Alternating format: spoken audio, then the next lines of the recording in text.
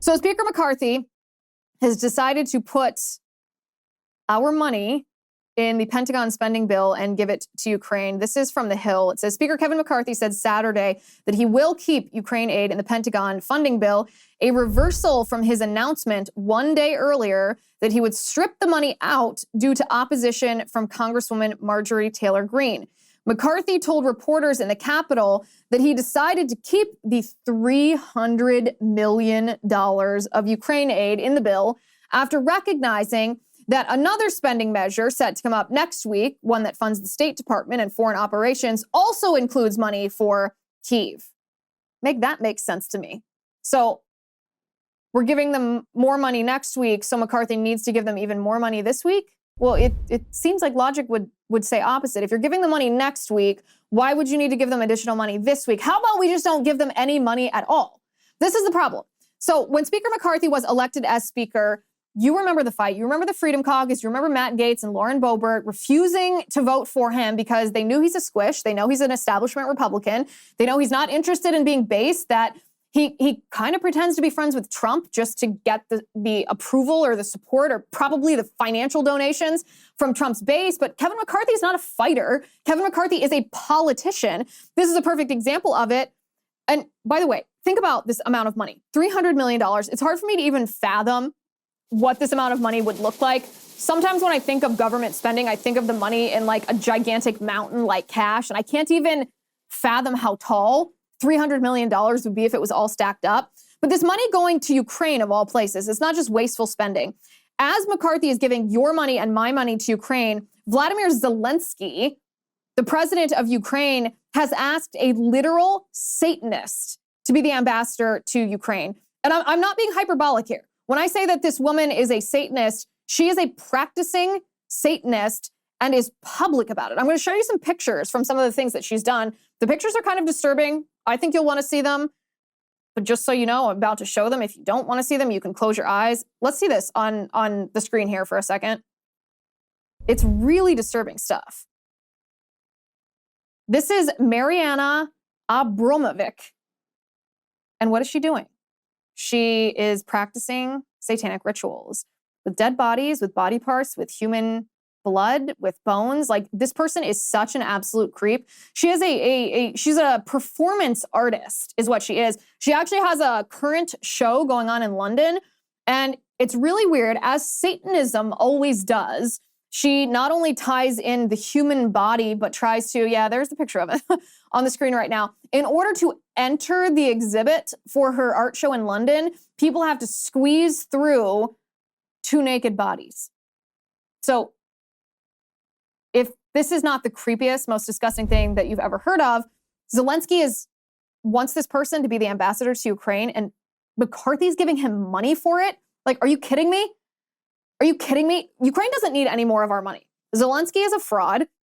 Ukraine is never going to win against Russia. They should broker a peace deal so people can stop being murdered. But more importantly, our national interest in Ukraine does not lie in continuing this forever war. What's happening right now is all this money is going to Ukraine, which is, and mostly Biden's printing it.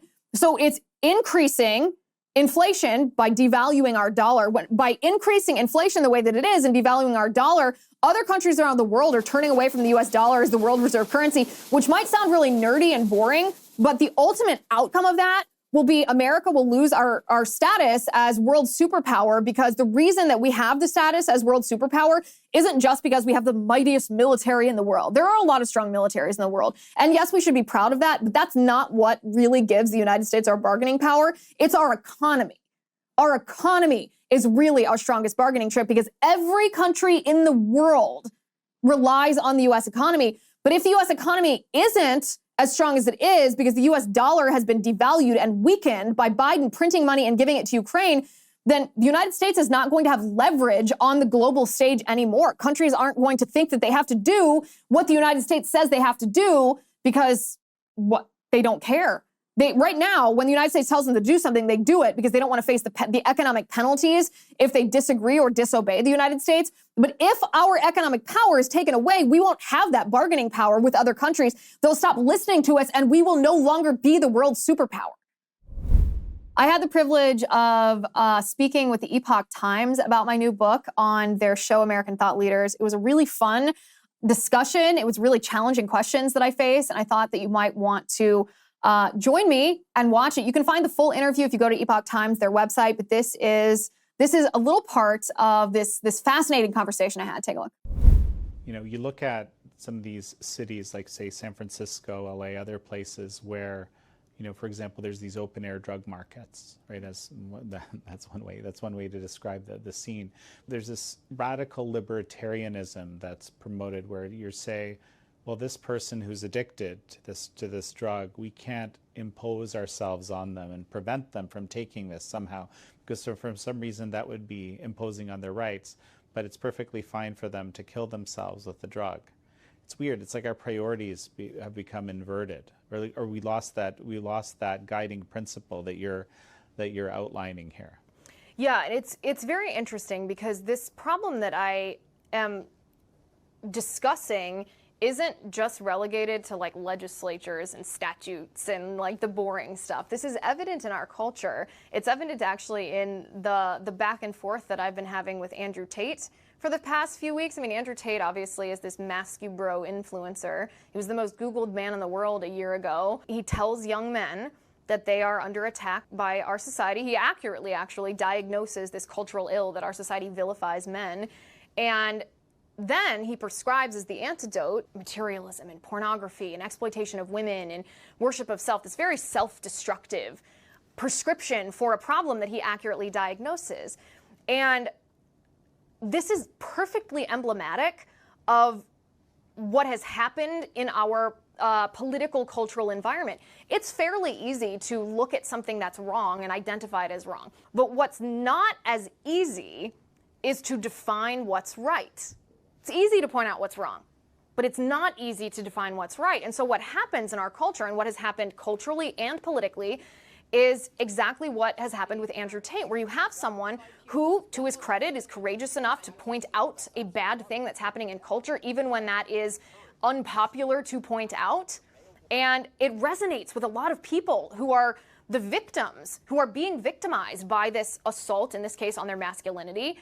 But then because we as a culture and as a political body, as a nation, have surrendered the idea that objective truth exists, that natural law must reign if we want society to be well ordered, we fall prey to a false diagnosis. We fall prey actually to a self-destructive diagnosis as a solution to the problem, even if the problem was correctly identified.